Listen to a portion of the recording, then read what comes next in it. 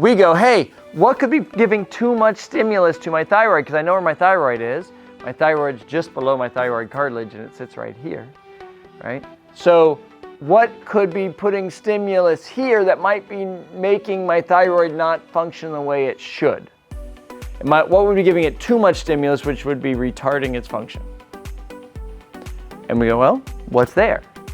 And those of you who've had the upper body should know that there's some infrahyoids that sit right on top of it, right here, that we need to treat. And then right below it, longus coli, longus capitis can also fire right into there. I found someone recently that they had a suprahyoid that fired right down into their thyroid as well, like a trigger point referral that went down there. And I was just treating the whole thing and found that.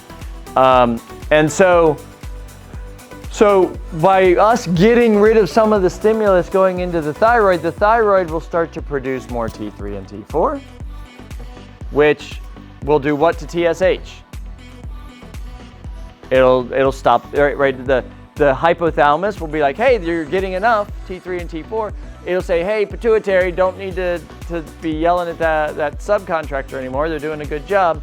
And so the pituitary will then pull back. There'll be less TSH. You'll do your blood test. There'll be less TSH. Hey, you're doing fine.